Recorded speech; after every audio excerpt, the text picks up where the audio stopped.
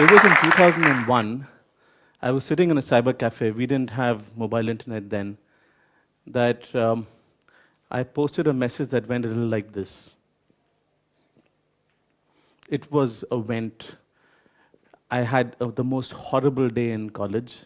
A teacher picked on me for no reason, and it looked like I was going to fail in a subject. And I had no one I could talk to, no one who would empathize with me. And so I was sitting in the cyber cafe, and I posted this message um, on a website, on a message board on a website called freshlimesoda.com. That website no longer exists, but it was a place where people like us, like you, would congregate, and everyone was anonymous. And so these people that I did not know came and asked me about what had happened, and I, being anonymous, told them about what had happened to me in college. And they offered suggestions, they offered to listen. Um, Eventually, I ended up meeting some of them a few years later. Some of them are my best friends today. And all of us have these stories where we've been vulnerable with people we don't know because it's difficult to be vulnerable with people that we do know. And so what does the internet mean to you is based on what experiences you've had with the people that you've been vulnerable with. The internet today is global. It allows us to be vulnerable with others. It allows us to share our experiences. The internet has had a profound impact on each of our lives. We're now in 2020, and the internet that was in 2001 no longer exists. Facebook has 2.5 billion monthly active users.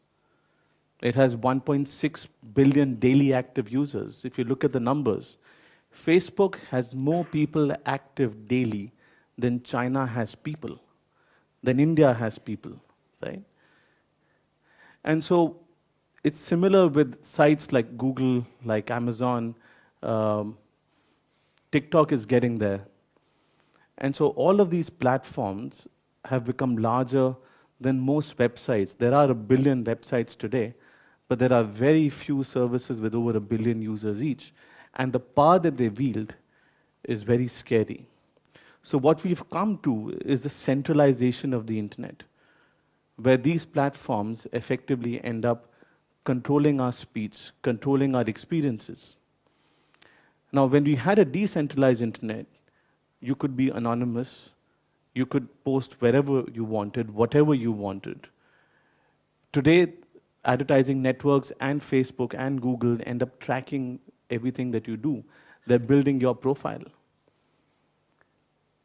You have to abide by their terms and conditions, reasonable or unreasonable as they might be. Every day we see accounts being banned for something that Facebook might deem not in compliance with their terms and conditions.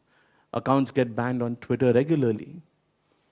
And so what you've got is that where you had a space for freedom, for vulnerability, for voicing your views, where you had diversity and plurality, you now have filter bubbles and control. And above all, you have electoral interference, where the destiny of countries can be manipulated by using the platforms because most people in a country are on these platforms. When we fought the battle for net neutrality in India, we were afraid of one single thing, that telecom operators and Facebook together would end up becoming the internet. Today, that's a reality in countries like Myanmar, in Philippines, and Nigeria. We've got the strongest net neutrality laws in India, and that's why we don't have that problem. But if you think about it, how does centralization impact countries? Earlier in this decade, if you remember, there was the Arab Spring.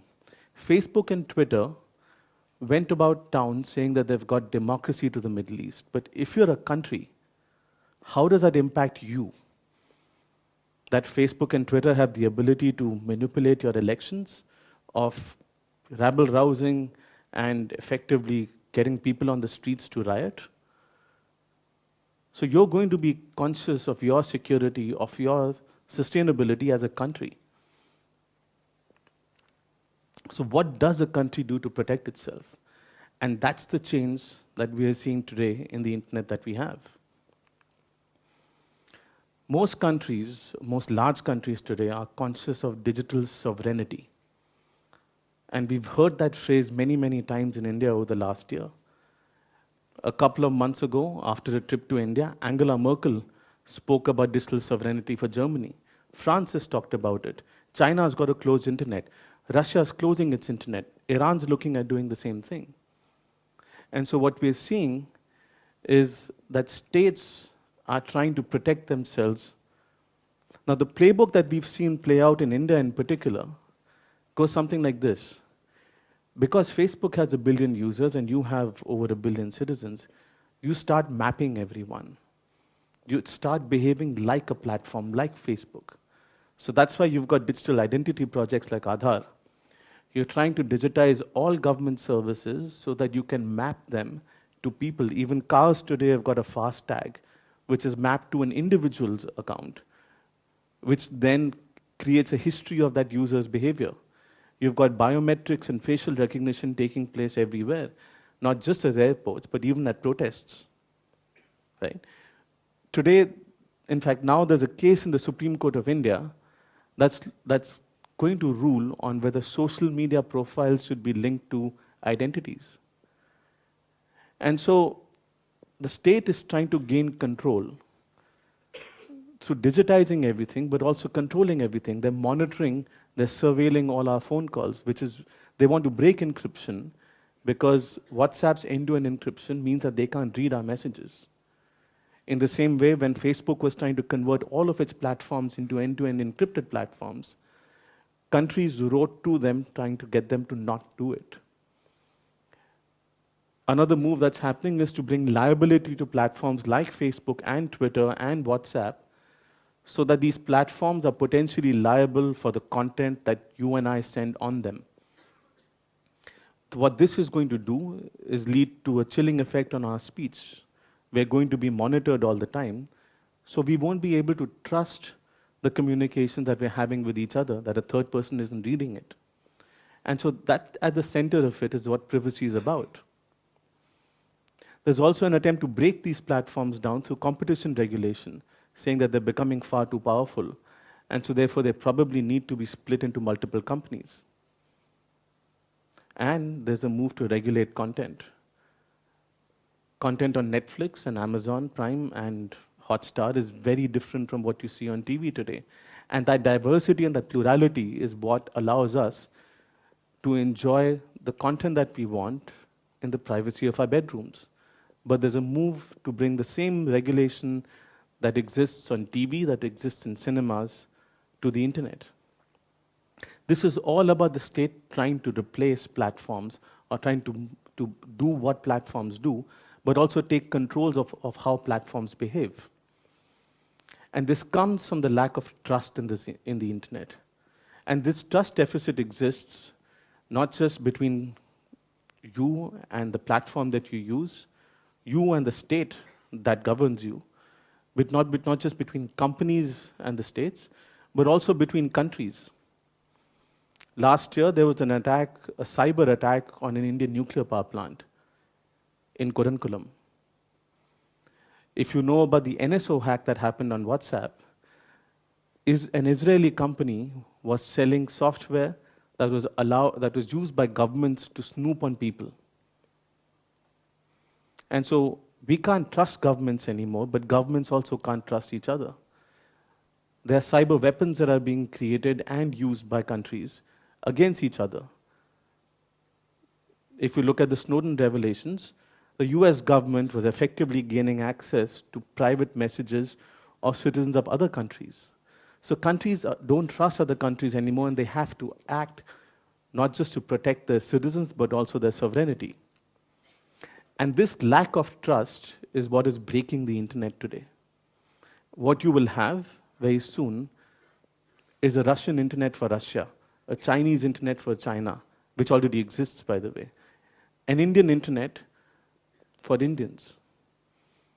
Today in Kashmir, only about 301 websites are accessible, and those are websites which the state is allowing them to use. Imagine you being in that situation.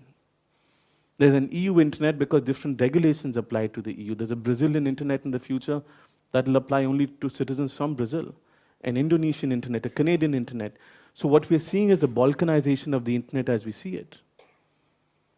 And for all of us who've grown up with the global internet, is that the internet that we want? So what's the solution? How do we solve this global problem? We have a global problem, so we need a global solution. We need the United Nations to act. We can't go back to a decentralized internet anymore. That ship has sailed. You can't ask 1 billion people to leave a platform that they voluntarily signed up for. You can't prevent the creation of new billion-user platforms. But what you can do is put in norms for operation. So in a state versus state scenario, what you have to do is disable or make illegal the creation of cyber weapons that are used to attack other countries.